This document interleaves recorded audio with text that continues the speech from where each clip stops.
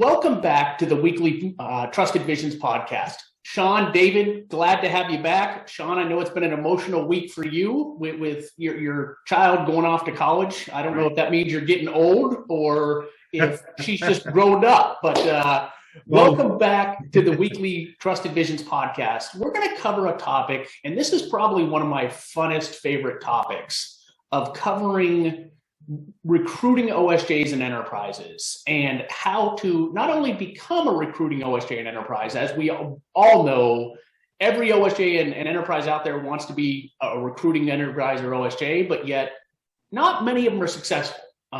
It's funny, I just heard this week that an OSJ that I'm close with, they made a move about 2 years ago, and they have now tripled in size through recruiting in the short 24 months that they've made the move. And there's a reason, a rhyme and reason behind that. So we're going to cover just high level, and we look forward to our audience, if you have questions, reaching out to us, but we're going to cover at a high level what it really takes to become a successful recruiting OSJ and enterprise. And when I say successful, I don't necessarily mean recruiting 3 or 4 advisors a year. This is, becoming a well-oiled machine to where, to Shaun's point, I think last week, of almost being a mini broker-dealer that's recruiting as much as some small broker-dealers. So I'm going to kick this one off, guys, if that's okay, and talk about probably one of, if not the most important portions of becoming or setting up a recruiting OSJ or enterprise, and that's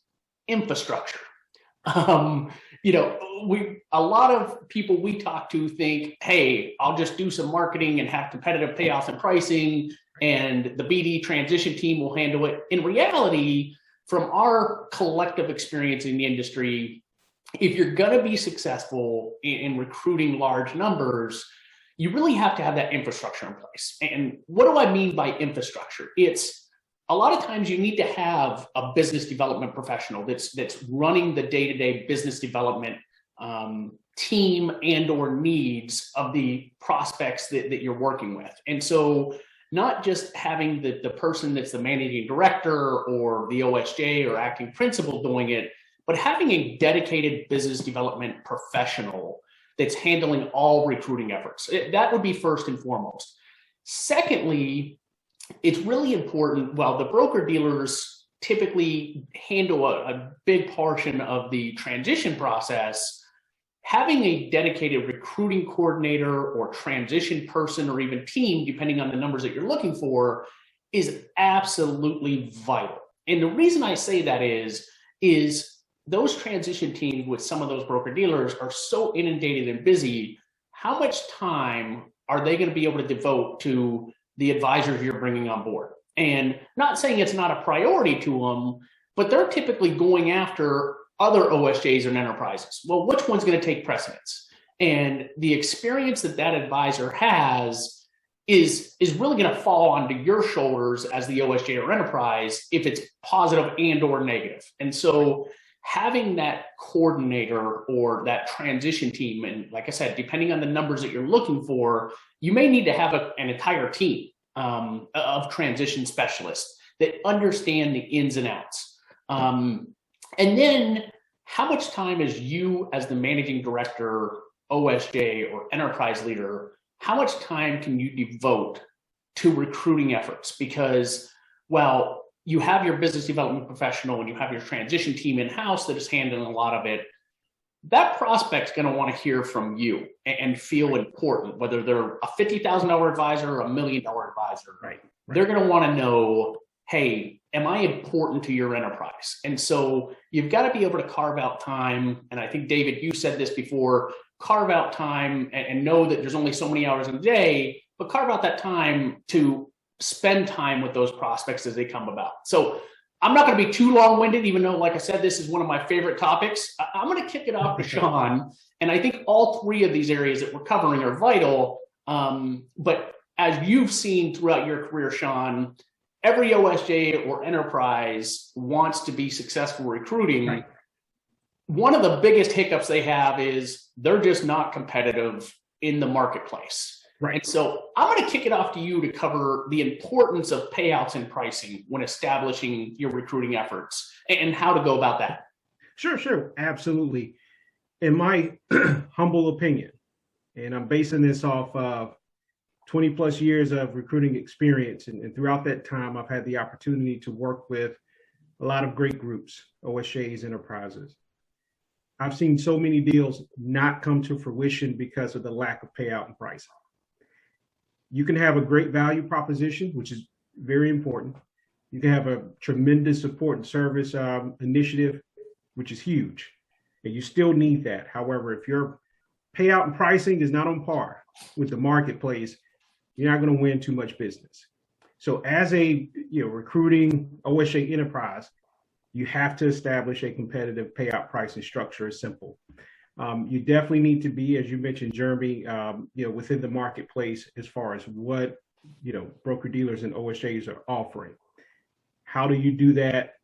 You certainly can reach out to us here at Trusted Visions. We have over 20 broker dealer relationships, and we have seen it all within these 20 years. So we understand the marketplace.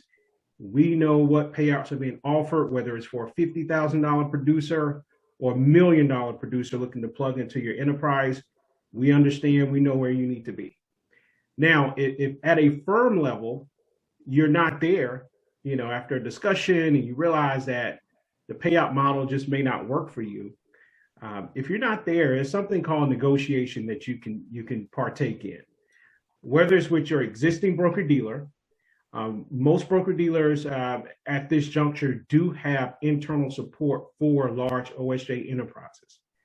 If you feel that your payout is not to a level where you can make competitive offers, consult with your existing broker dealer and negotiate a better payout for your team, obviously for your existing advisors, for your prospective advisors as well. Or from our experience here at Trusted Visions, we work with some very large groups that made the transition over to a new broker dealer, and that was their offer suggestion, was that, hey, for us to join your firm, we must have a very competitive payout and pricing structure. And that was the catalyst to a great deal in which they were able to join a new firm with very competitive payouts and pricing. And we're working with teams that haven't even been at the new broker dealer a full year, who have experienced some tremendous recruiting success. So as an OSJ for a large enterprise, you are in the driver's seat. Not suggesting that you have to offer the highest payout. However, if you are taking any haircuts that may be out of the norm of the marketplace, you want to be prepared to discuss that with the prospective advisor, share why your payouts are reduced. Maybe there's some marketing there, maybe there's some in-house accounts that you can hand over to the advisor to help them grow their business. Whatever the scenario is, be prepared to discuss that if you are taking an above normal haircut. Same goes with pricing. I've witnessed personally some OSJs that were able to negotiate some very good pricing, especially on advisory platform fees, that are typically on every advisory platform within the industry. OSJs have been able to negotiate those prices down. So now you're looking at higher payouts, reduced pricing on advisory and other products, and that puts you in a good place to recruit at a high level. If you don't have the payout and pricing down, it does become very difficult and it's challenging to recruit at the level that you want to recruit at as an OSJ. And Shaun, a couple follow-up questions there is when you talk about understanding a competitive landscape of what other broker dealers are offering, how does an OSJ or enterprise leader go about, there's over 3,000 broker dealers. So right. How do they go about, and there's even more OSJs or enterprises, how do they go about, or what would be your suggestion to go about finding out not only what your current broker dealer would offer that advisor to go direct, because that's pretty easy, but to right. figure out the general landscape of, hey, what are the payouts and pricing in my location, my geographical location that I'm looking to target? Well, considering there's only 24 hours in a day, I suggest consulting with Trusted Visions, as I alluded to. Give us a call. We work with We don't work with all 3,000, but we do work with, a fair share of broker dealers, and we do have a good understanding of the market and what the market is paying. There's no doubt in my mind, whether it's Jeremy or Dave, we can certainly navigate you in the right direction and get you in the area where you need to be in terms of what you need to offer on the payout side. So I do think with your question, it's almost necessary to consult with, someone who does this day in and day out. I mean, we're recruiters. Our daily activities consist of knowing what's out there in the marketplace and finding the best deals for our clients. So obviously, we have some great intel just based on what we do on a daily basis. Yeah, and we've done some extensive consulting work for firms that want to become a recruiting OSJ and enterprise. And the one thing I would say to our audience is understand that that at least the team with Trust Divisions, I can't speak for other consulting firms out there, we're not just going to tell you what you want to hear. And there's sometimes a butting of heads throughout the process. Right. And the reason for that, what Shaun alluded to, was we've done this collectively as a team for over 100 years. Right. So if we haven't seen this scenario, it probably doesn't exist.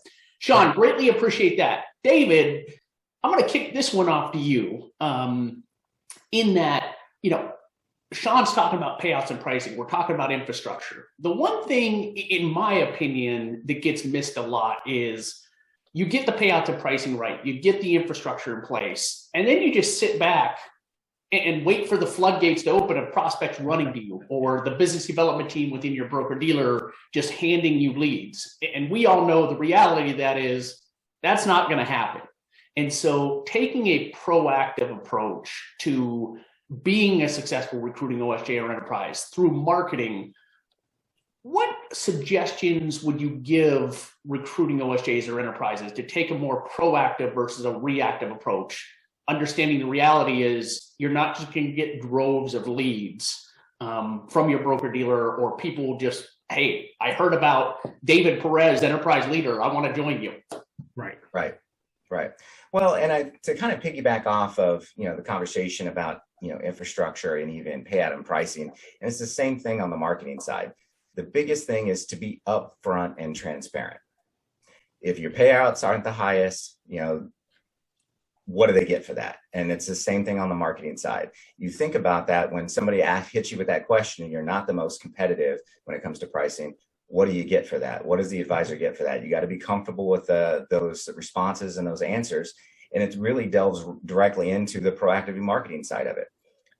Marketing yourself, marketing your firm is for you to take a step back and say, what are your strengths? What are your weaknesses? And you have to identify what those are. Find out where your strengths are. Find out who your biggest partnerships with.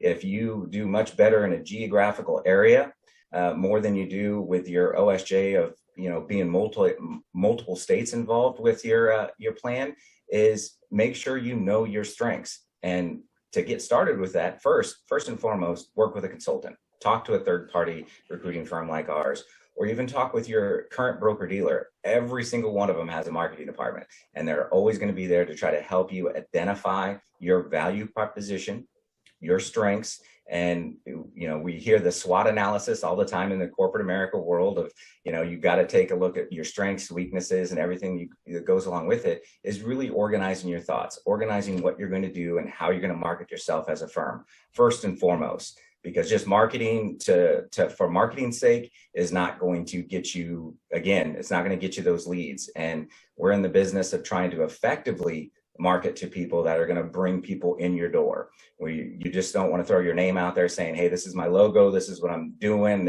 I'm doing it great, all my advisors, and the leads are going to start flowing. It's going to take a strategic approach, working with your current broker dealer, leverage the resources you have, whether that's working with a third-party recruiting firm like ours, your current broker dealer, and put together a plan before you spend $1. Because that's the biggest thing people talk about is marketing is, how much is this going to cost me? Because that's what I always hear. It's like, oh, I want to market, but what's it going to cost me? So first and foremost is you have to leverage your partners. Look at all the partners that you have, leverage their experience, leverage your broker dealer, figure out what your strengths and weaknesses are, then proactively market. You want to go after those key areas that you have the biggest strengths with, whether that's internally with individual referrals, you put some kind of referral program in place with the advisors you work with, whether it's a geographic segment that works better for you, or whether it's just a cultural thing, whether it's church, societal, you name it. There's a lot of different opportunities out there, and start with your target market first. And then you can start with some of the broader marketing when it comes down to it. But every month, and in some cases, I break it down on a monthly, quarterly, or annual basis. Some people break it down on a weekly basis, but you really got to look at, what am I doing this quarter? What am I doing this year? What am I doing this month to proactively get my name out there and market to it? And then be able to look at the results. Like anything else, anytime marketing for marketing's sake, again, you're spending money. You've got to be able to go back and basically look at those results on a monthly basis, a quarterly basis, and find out what the biggest spend. The last thing we want to do, we're not a marketing company. Last thing we want you to do is just start writing checks, and hopefully you'll see the results on that side. It does take a lot of planning, and that's why we always say proactive marketing is the most effective way to do it, is because proactive means that you actually are putting the planning and the strategic process in place to go after the people that are going to align best with your branch and your broker dealer. So building that value proposition and understanding your partnerships and leveraging that and having that process in place is key. And that's kind of high level without getting into the weeds too much. Right. Yeah. And I agree with that. I mean, I've seen some of the large OSJs or enterprises, to your point, David, where they will run contests amongst their current advisors of, hey, whoever sends the most referrals for this year, they'll get an invite to the top producers conference. I'll give up my seat for the top producers conference as a broker dealer, which, as we know, are typically in some pretty desired destinations. Now, David, let me ask you this: is, from that perspective, and we've put together some pretty well-oiled turnkey marketing programs, because when I started Trusted Visions, it's not that I was throwing things up against the wall to see what stuck, but there's so many different marketing avenues you can go. Cold calling, emails, drip mail, social media. I mean, there's so many based off of now versus when I got in the industry 21 years ago. It amazes me. Right. There's digital marketing. And so to that point, how does an OSJ or enterprise leader really not only define, but determine which avenue to go about? Because as you said, you don't want to be just writing blank checks, and you've got to be consistent. But how does an OSJ or enterprise leader that's never done this or has been recruiting but not proactively, how do they know which avenue to go with so many options out there? And in a lot of cases, just like you said, on the transition side and having a business partner, having somebody that's a marketing specialist as part of your, if you really want to recruit and you really want to market, you need to have somebody that's dedicated to that space, that's inside your branch at all times. It's one of the, whether you're doing an external partner or bringing somebody internal, you're absolutely correct. Like I said, the biggest thing is strategically having the message, knowing your target audience, where you're going to try to get to that information. Then logistically, how do you get there? And it is complicated because it used to be back in the day, it's, you're putting in sending a postcard, you're sending a letter, you're sending snail mail, you're doing a lot of different things. Now with the onset of LinkedIn and social media with Facebook and Twitter and everything else that goes along with it, if you don't understand that space, you may be missing out on a huge opportunity. And yes, there's costs associated with using every single one of those platforms, but it really comes down to, if you understand who you're marketing to and you understand your marketing message and leverage your partners, in a lot of cases, especially your broker dealer, they may have a program in place where you can piggyback off of theirs at a little bit lower cost. But absolutely, if you don't understand it and you're like, I don't know what I'm going to be doing with this design, is just throwing stuff up against the wall to see what works, is leverage a partner that can help you, and it's been there and done that. And just like what you said, Jeremy, when you started this thing, we've gone a lot of different avenues and we've looked at a lot of different things, and we've worked with a lot of OSJs out there that have success in a lot of different areas. So what it comes down to is there has to be some focus, but again, it's that back testing that is the most important. It's like, hey, I want to try this particular program. How do I leverage that at the least amount of the expense and see what the results are? Where you're getting the best results, is where you really want to focus your most of your energy, like anything else. That's where you want to write a check. And the difficult part is where do you start? Because we've always been, on the marketing side of it, putting together plans, but there's so many people out there that specialize in this current environment with all the technology we have today that are social media and marketing expertise. Leverage that. If it's at your broker dealer, great. If not, leverage a partner that understands that business, because that's going to be well worth the spend if you're effectively getting to the right audience all the time with your message. Yeah, and I couldn't agree with you more. And for our audience, a couple of different areas that we definitely want to discuss with you is, if you want to just have a confidential conversation and us look at your payouts and pricing or value proposition, collectively as a team, as I've said earlier in this podcast, we've seen it all. We put together consulting programs. And then on the flip side of that, to David's point in the importance of marketing, we have put together through our learning of starting Trusted Visions, and we've done this with some OSJs and enterprise leaders, some turnkey marketing solutions where it's all branded to you and we recruit on your behalf. So if you have any questions about that or even want to comment regarding this podcast, please comment on our LinkedIn page or Facebook page, or email us at info@trustedvisions.com. We hope that you've enjoyed this week's podcast. David, Shaun, as always, it's great to have the expertise of the two of you on here. Hope that everybody has a great week.